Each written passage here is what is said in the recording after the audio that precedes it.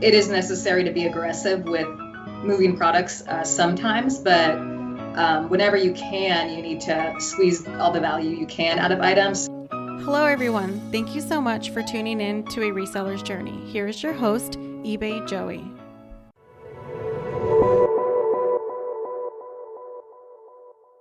Welcome to A Reseller's Journey Season 2. I am your host, eBay Joey. Today's guest is killing it in the reselling game. You can see her finds from retail to online. Also, she has a YouTube channel where she gives some tips and advice when it comes to sourcing. In addition, she has over 6,300 followers. She goes by the name Resellicious, but her girlfriends call her Anya. Welcome and thank you for being on the show. Thank you for that intro. I appreciate it. Thanks for having me. Oh, I'm very excited. I hope that, by you coming on the show really encourages other females to, follow suit and come on a reseller's journey. Yeah, I'm sure. Well, you are the first one, so I'm excited. I'm excited to be the first. Yeah.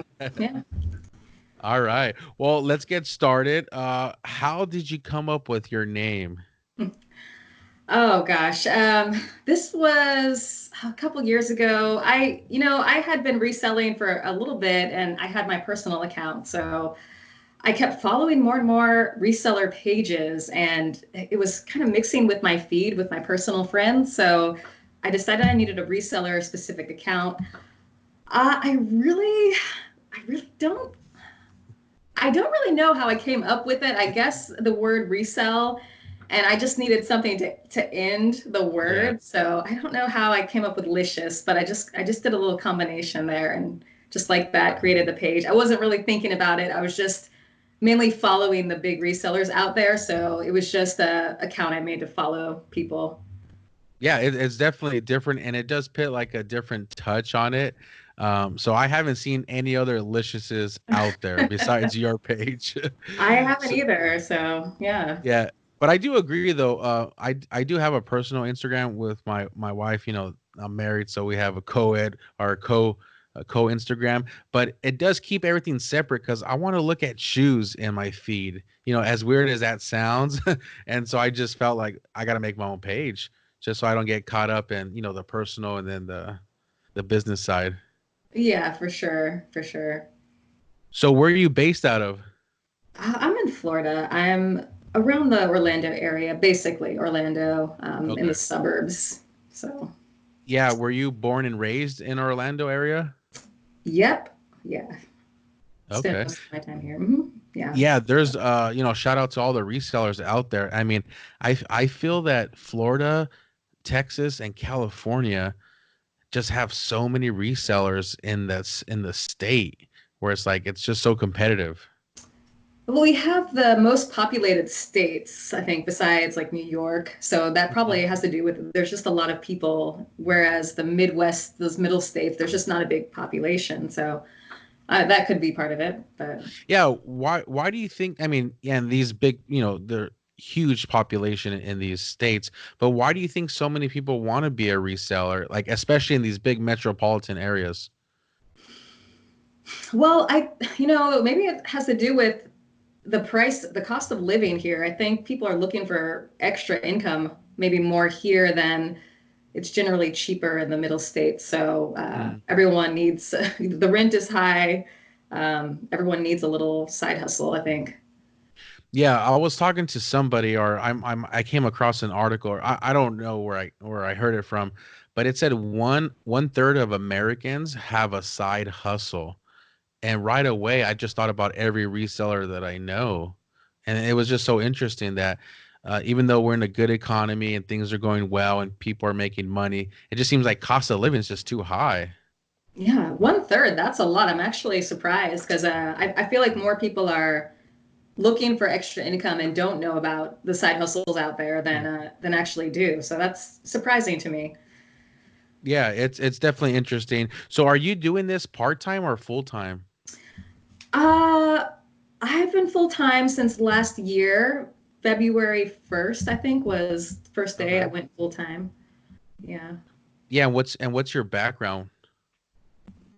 So pretty much I worked in the internet space for I had the same job for about 7 years. It was the most serious job I've had, and that was what I quit at the end of last year. But I work for an agency basically who did web services. They had a design development section, and then they had the advertising department. So I was in the advertising department, and I ran paid ad campaigns online, basically. Okay. So were you a reseller part-time and then working full-time, which then you transitioned to full-time and then quit your full-time job? Yeah, yeah. It was 2016. I started reselling. I just kind of I was trying to make some extra money selling stuff from at home, and then I started selling my family stuff, and then I realized that I'd run out of kind of stuff to sell, and I started Googling like how do you find stuff to sell on eBay, and I came across the whole thrift clothing scene, and that's how I first got into it. So the first year I just did thrifted clothes basically, and I worked my full-time job, and I didn't really think about going full time. I was just happy, making an extra $2,000 a month. So yeah, Hmm. that's how I started. Oh, okay, cool. Now, are any of your family members or your siblings, are any of them entrepreneurs or any of them had a hustle, like a side hustle? Yeah, yeah. Actually, so I have a small family. I have one sister, and actually, my mom and my sister are both into reselling now. But before, when I was growing up, my mom had several businesses on and off, basically. So she was always kind of free, usually at home, working. She had a store at one point. So, yeah, I saw a lot of that growing up. Just she had a lot of flexibility, and I guess that might have primed me a little bit for wanting a more independent kind of life. Hmm. Um, So we could agree that mom's was definitely a motivation for you. yeah, definitely that. And I mean, I just, job, jobs get kind of stressful, and I don't really like that kind of environment when it gets to that point. It's just it's stressful, office politics, things like that. So um, Yeah. Well, yeah, that's amazing. I think, I respect every single full-time reseller out there because it is, I mean, it is a grind, it's a hustle, but it's also like a leap of faith in a sense because there's no guarantee monetary check that you would receive, like if you worked for somebody. But do you feel like now that you're full-time compared to part-time, it has changed you as a businesswoman as far as, are you aggressive? Are you more aggressive now? Are you patient? Can you kind of talk about a little bit about that? am I patient or more? So I definitely I wouldn't say being full time has really changed that. I would just say more experience Mm, has kind of changed how I approach things from a business model standpoint.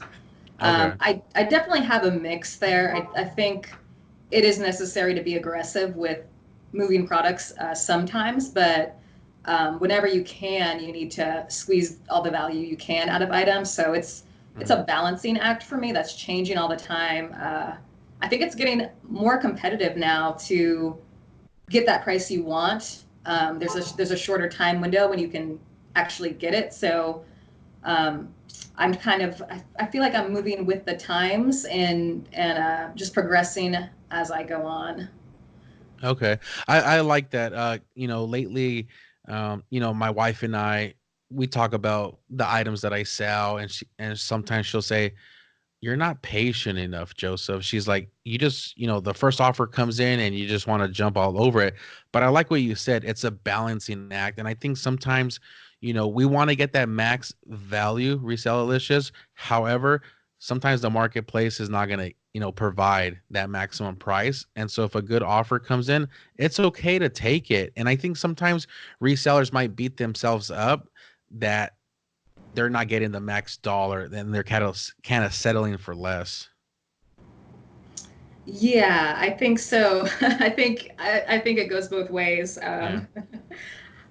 There's definitely two different ends of the spectrum, but Mhm. definitely without the balance, um, what happens for me is I notice I'm putting in more work and hours, and I'm comparing my inventory. I like to track the dollar value I have, and I'll see I Mhm. added, I added 25% more inventory, yet my sales are pretty much identical to what they were, 2 months ago. I've been going hard. Like there's a problem there with pricing. So I think you got to maintain a conversion rate um, that's enough to keep things moving. And if you're falling below that, then you're just it's not a good financial return unless you're just in this to use it as some kind of a investment, very long term, and you're not really worried about the money or the growth. Um, I don't know, you know. Yeah. No, that sounds about right. Because for me, I track. I'm not too big on my conversion. I'm really big or particular on my business when it comes to how long I've had the goods, how long I've had the goods in my house, like how many days it's been.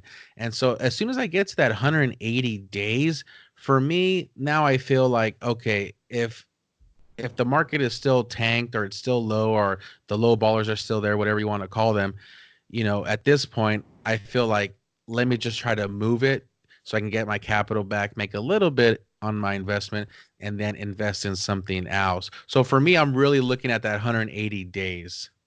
180 days. Okay, so you have a Yeah. time that you want to hit.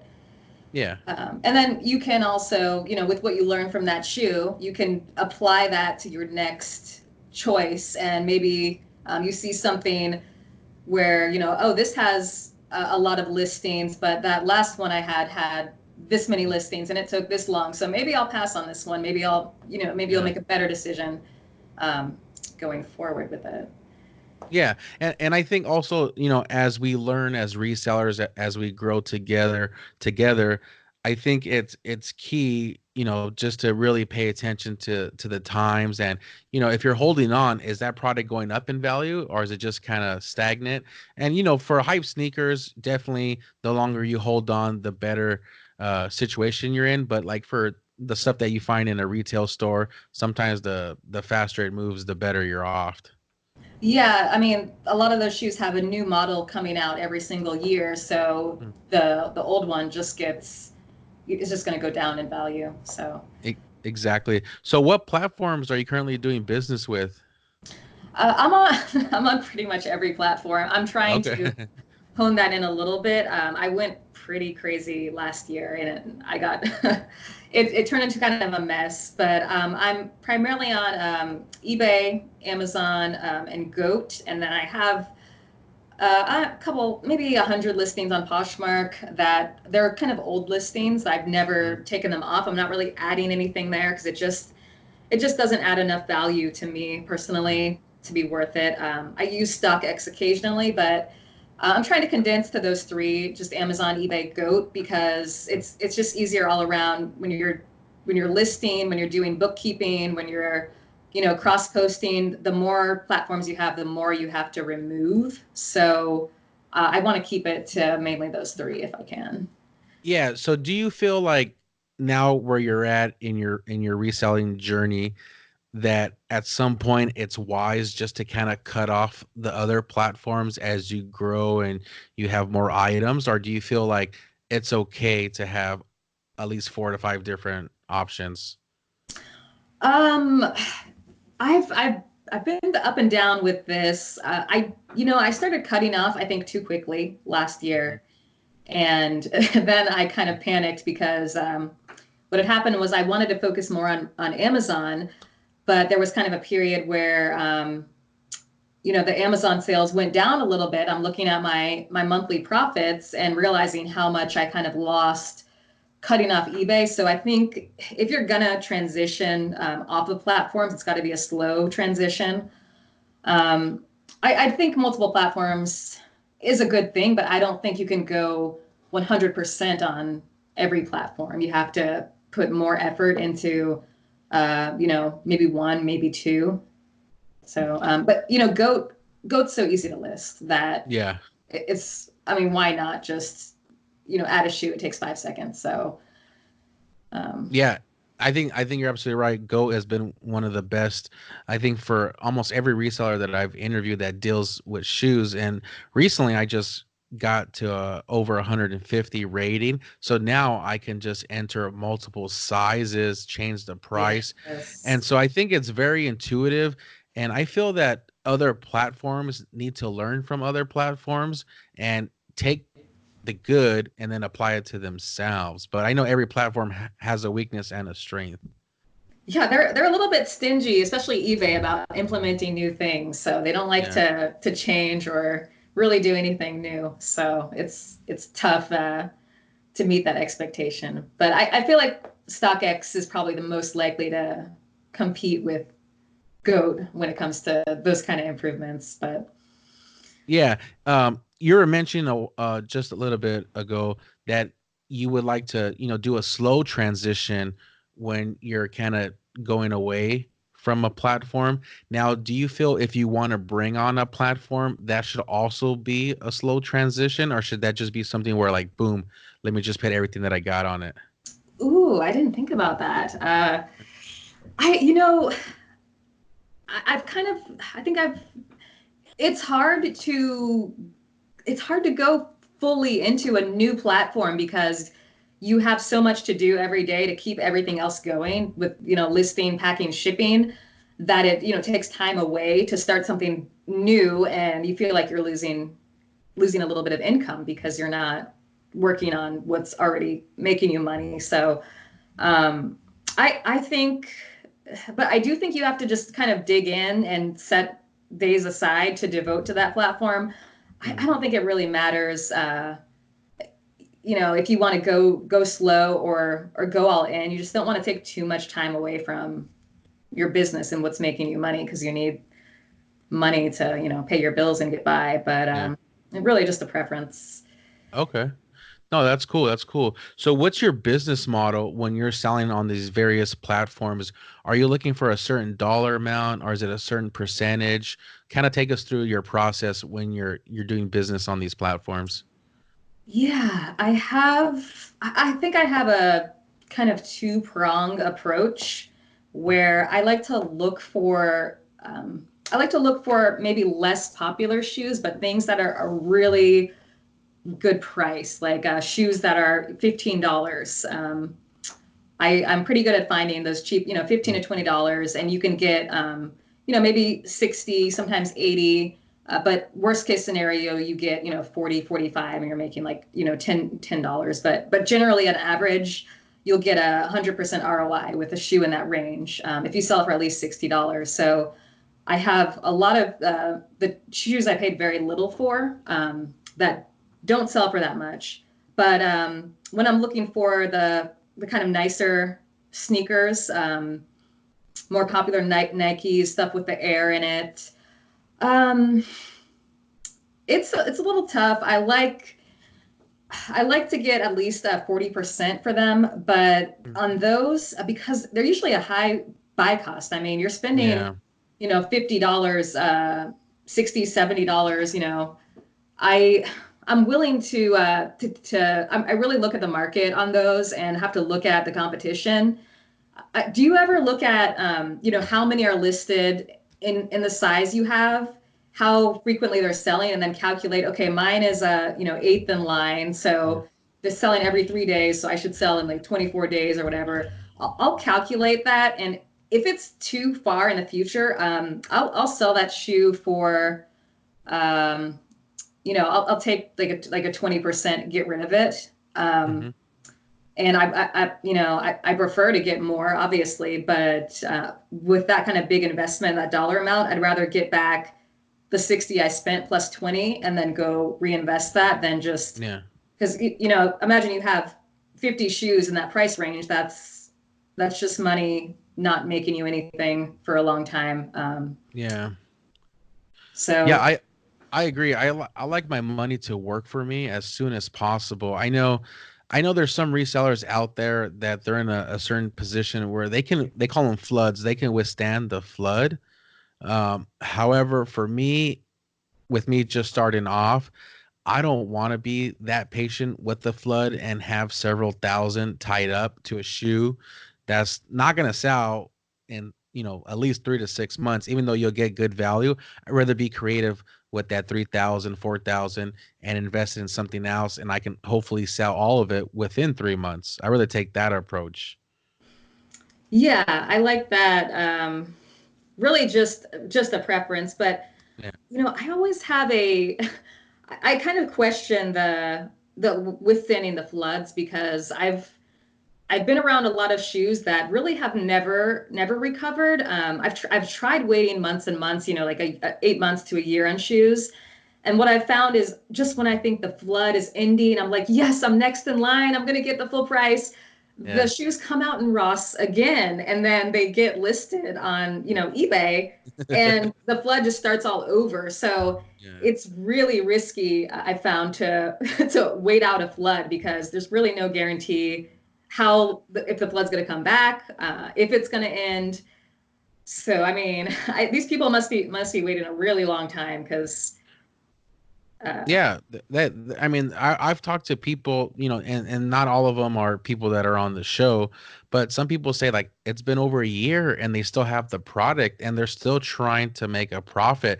Like for me, I have these rock bags that hit every single Ross, and right. it's been 220 days now. I think I bought them in June or July, Hmm. and they're still selling for 75, 85, $90. And Mm. I had them listed at 140, 125, 135. I did promoted listings.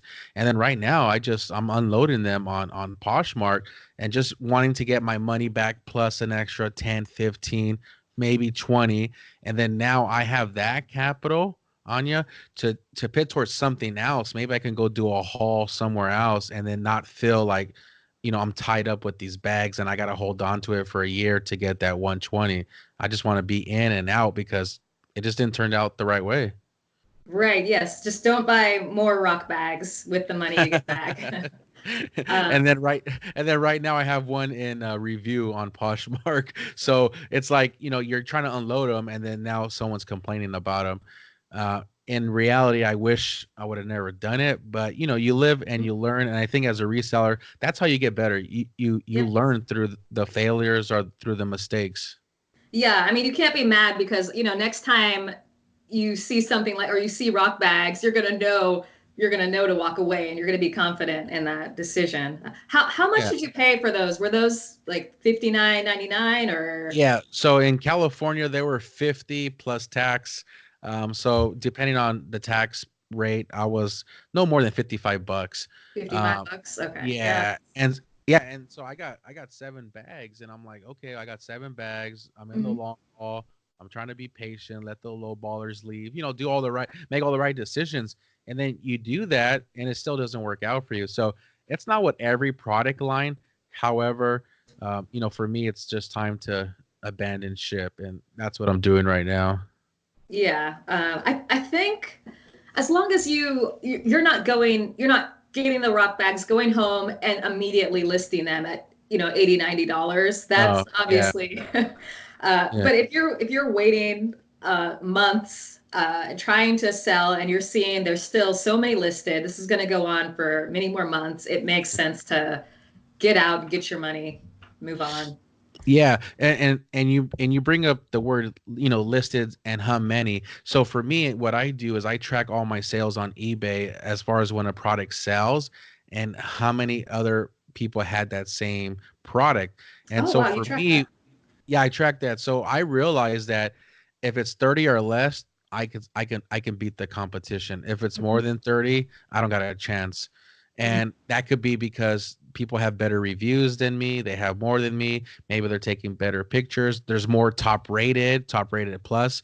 So for me, like you said earlier, what would I do? It's like, man, if I see 100 listed, no way. Like I'm just gonna you got to be disciplined. You really got to, at some point you got to be disciplined in your life and just say the next door, the next opportunity. Yeah, for sure. So do you allow returns on eBay?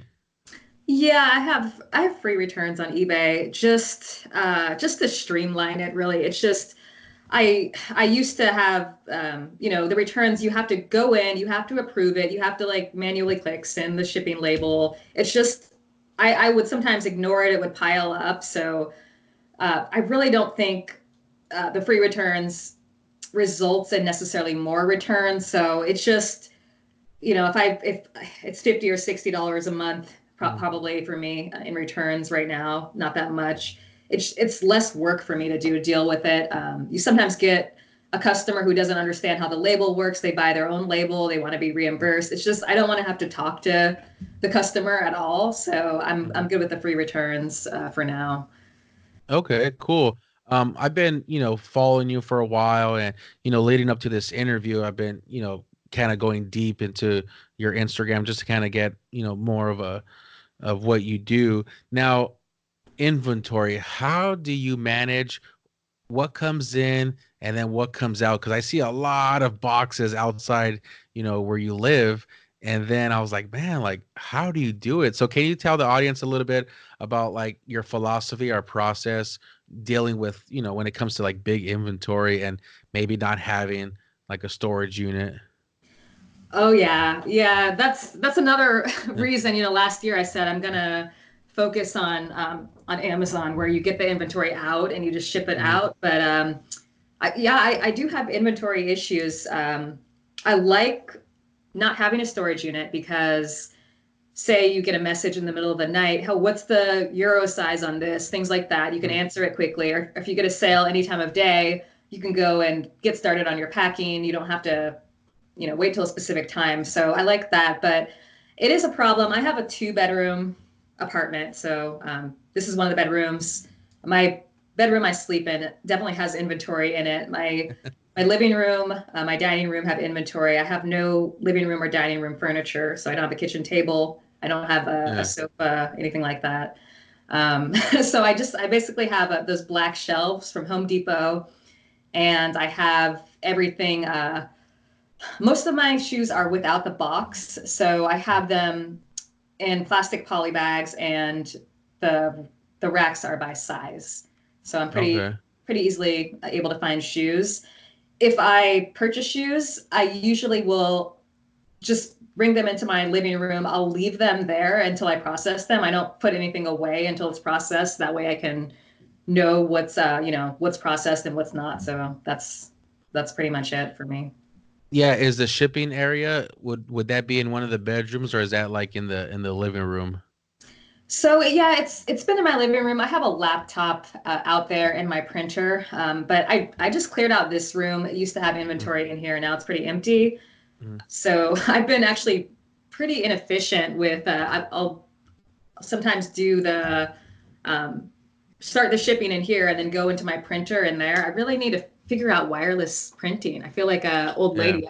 I don't know how to set up the printer correctly. I'm old school. I got a laser printer, but it's hardwired where it has an Ethernet cable. And Right. my wife's like, "Why didn't you get a wireless?" And I said, "It was too expensive." So I think once this one goes out, I really do want a wireless. But some of my customers that I deal with that have a wireless printer, they say Mhm. like it works sometimes and then it doesn't. So, you know, maybe the people that are listening, you can comment below on the YouTube and let us know if you have a wireless printer and if it works for you. So I have a question, since you do a lot of packaging. I see on your Instagram, you use everybody's boxes. I see U-Haul, I see Home Depot, I see Lowe's. I think I saw some other retailers. Which cardboard do you like to work with the most? Oh, that's a good one. Which cardboard do I like the most? There's something about that fresh Home Depot box. It's brand new. You have to pay for it, unlike when you're using a Yeah. box that you got somewhere else. So it's just something nice about a box that it's not already like busted up and it only needs a little bit of tape. You don't have to tape every single inch of it. So for me, I like those Home Depot Yeah. boxes. But Yeah, I like them as well. For a while, I was using the Walmart boxes, but then I was like, um, I just felt like the Home Depot was a little bit thicker, and then they had some where you could fit bigger shoes. Now, how about tape? I never asked this to anybody, but what mm. kind of tape do you use? Yes, tape is important. I go on Amazon and I don't know the brands of the tape Right. really, but I buy the premium tape because I've had so many times where I'm in a rush to get stuff out, it's the end of the day and then the tape just gets stuck and I'm like taking a knife and Yeah. I'm cutting, the tape and I get a little bit more tape off and then you know, it comes off the roll. And so I like the premium, more expensive tape, and I like to buy it in bulk in like a 36 pack. Oh So wow. yeah. Now, are you using like do you like to use like a big tape gun? Or are you using like those little circle ones that you would wrap, a Christmas gift with? Like you've seen those smaller red Yeah. ones. No, I have a bigger tape gun for Yeah. sure. It's not the ultimate biggest. I think it's like a 2.5 Okay. inch tape Oh, gun. nice. Yeah, it's Uh, nice. yeah, I think tape makes a big difference. I've been um, kind of using different tapes from Home Depot, Lowe's and Walmart. But I did find I do like the eBay tape a lot, and I do You like do like it. the USPS tape. I like that one a lot as well. Oh yeah, they're stingy with it though. It's hard to get it. Actually, I got hooked up. I went to drop off a package, and then I was talking to the girl behind the desk, and then I go, I need a stamp. Plus, I need, to drop these packages off. And she's like, well, I have two. You have to buy these two stamps. I said, okay, I'll buy the two stamps if you give me a roll of tape. And then she gave me a roll of tape, and I bought two stamps, but I only needed one. So I told her I would do the survey. Never did it. But I heard if you call USPS, the 1-800 number, they'll send you some for free. Interesting. So you use kind of a reseller negotiation tactic to. Yeah, you always I think it's just the salesman in me. But if you never ask, you'll never know. Yeah, so the eBay tape, I'm surprised. I always feel like you need more eBay tape Yeah. than regular tape. Everything tends to get, when I use eBay tape, I just end up wrapping the whole thing because I'm not sure it's stick. Do you know also the purple? I don't know if they still have the colors, but do you like the multicolor or the No. single color? You like the single color No, tapes? well, okay. I think I got a little confused. I do like the logo tape. I think it is the Yeah. multicolor. So I Yeah. buy that. I buy that from somebody. But I was really trying to get my hands on that Nike tape. Like it's very wide. I think it's like 4 to 6 inches. And the Nike one, it's black, but then I've seen some brown ones like industrial shipping people use. So I'm really Oh, trying to get my hands on that. I like that one a yeah. lot. Yeah, I've seen that. So is selling shoes like your main business? Is that like would you say one of the items that you probably sell the most? Combined, yes, because pretty Uh, much I would say 90% of my eBay, yeah. all of my Poshmark and Goat, they're all shoes. On Okay. Amazon, it's only about, I would say like 15% of my Okay. sales last year, probably Okay. Yeah, shoes. because for me, when we were setting up this interview and we talked beforehand, I have a daughter, and she's right now she's only 8 months old. Her name is Madeline, and as I'm interviewing, getting ready to interview you, I'm like, I would love if my daughter wanted to resell shoes, especially because it's male dominant, and most resellers that deal with shoes are men. Now, how did you transition to say, you know what, I'm gonna go up against these men and I'm gonna dominate? I don't think I said those words in my head exactly. I'm saying Um, them for you. Yeah, I mentioned earlier I started with clothes, thrifting clothes. I did that for about a year from 2016, 2017. And then I just kept getting stuck at the 2000 to $2,500 a month range. And I saw people with just who would just basically list, it seemed like 100 items a day. They would go to the bins, and I was still working my job, and there's no way I could do that. And I would try to, do a big listing session with the clothes. And I don't know if have you listed clothes seriously before? It, No, I it's do very little clothes in clothes. For some reason, I don't have success like others do, so I stay away from it. I think it's the volume that's the success, but it really hurts your back. You have to adjust. You're doing a shirt that has buttons. and then you're doing a dress and you're on this mannequin and that. It's a lot of work. And so I kept hearing from people, you need to raise your, average sales price. And I was never that into fashion to where I could just go and be like, oh, this dress is worth $100. I wasn't very fashionable at all. So I just didn't have a lot of knowledge in the higher end clothes that a lot of women who are a lot more successful with the clothing game have. So I was just looking for something new to get into. But every interview I listened to, I was trying to find information, and it would just be like, oh, some guy would be like, yeah, I have a $100 sales price. I sell like space suits that are like pure gold that I learned about at my last job, and I'm just like, okay, great, but what can I sell? And I think 2017 was when the shoe interviews started to like really come out, and everyone was pretty much just exposing the game. And I remember they're talking about they're making like 10, 15,000 a month with shoes just going to the like Nike outlet every week. And it was pretty straightforward. Just it seemed I'm going to have to either learn more about clothing somehow. And I think it's harder to learn about clothing because you have to really know the brand. But if you go to like a Ross, if you just go every day, you can see this wasn't there before and just like look that up. So yeah, it seemed like a way to raise my average sales price. And Mm. um, that's, what else? I heard about the 1999 cleats. I think that was it. The Mhm. 1999 cleats really sucked me in. I used to play soccer, and I knew they're saying they're finding these mercurial superflies Mm. for 1999. I'm like, there's no way. I've never seen that shoe. Like, there's no way Mm. that is at a Marshalls or a Ross. And one day I went, I found a bunch of like high-end cleats, and then for the next 2 weeks, I think I found like 20 pairs, um, Mm. and I was hooked. Yeah, from then. Yeah, and the profits are huge. I mean, the dollar and the margin, really. Yeah, they are. Do you have much luck finding cleats where you live, or like, how often do you find a? Out in Northern California, it's very difficult, but now that I'm in San Diego, it just seems like you see them more. So for me, if they're ACC, I pick up any size. I don't care. I'll pick up I sold to somebody that drop shipped for like China. It was like a size 5 or size 4. And I Mhm. paid $40 for it. So I don't shy away. If it's ACC, I'm buying it up. Don't really care. But yeah, you definitely see them more down here in Southern California for sure.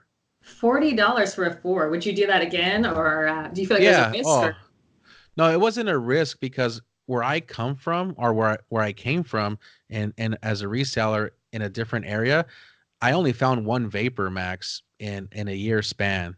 And hmm then I really didn't find any high-end cleats, maybe like 4 to 5. So I think now that I'm down here in San Diego, it's like, oh, if I see any Vapor Max, I'm buying them. And so it took me less than a week to find multiple Vapor Max. So I'm like, it's just better down here. Yeah, I think Yeah. I've noticed a lot of areas seem very, very good, and Yeah. some are. I think mine is average. I would say compared Yeah, to. you don't. Yeah, definitely. I mean, the East Coast, like geographically, I mean, some guys are killing it, but you never really see anybody in Nebraska like just like, hey, I got this big cleat haul, or someone in Idaho or Right. Montana. I mean, it's usually the big metropolitan cities. They got that high turnover, and they have just that per capita, per store. So yeah, for me, I buy it up. There's just certain shoes that any size I get them. Some people say 12 and a half. I don't get. The only shoe size I never buy Resellicious is 13 and a half. I'll buy any size but 13 and a half. That's an odd one, yeah. So So, you'll buy a 15? oh yeah, 14, 15. 15 is usually the max, but if the Yeah. price is right, 16, 17, 18, yeah, why not? I If the price is right, but for sure 15, I don't hesitate. Okay. Yeah. So we're recording this. It's January 2020. Can you talk about your biggest W in 2019, and then perhaps your biggest L in 2019? Anything come to mind? Oh yeah, yeah, for sure. Yeah, I can tell you my biggest L in 2019. My 2018 L, no, my biggest W. My Yeah. my biggest W was 2018. But I can tell you the 2018 or the Yeah, we'll 2019. take it. We'll take it. Okay, well, yeah, this one's better. But yeah, I went to a Marshalls. It's my local one, which I would go, um, all the time. And they had these again, the 1999 soccer cleats. Mhm. Um, but these were a special edition pair. I Mhm. think they were Jordan, Neymar, Oh. Hypervenom, Phantom 2. It was when the Mhm. Phantom used to be the top level before they did the whole, Elite and Yeah. Academy, all that thing. So these were limited. I found four pairs, sold them from 229 to 259 each. Wow. Yeah, that was my biggest. 2019, nothing quite that good, but Okay. I did have some Some win. success. Okay. Yeah, I did.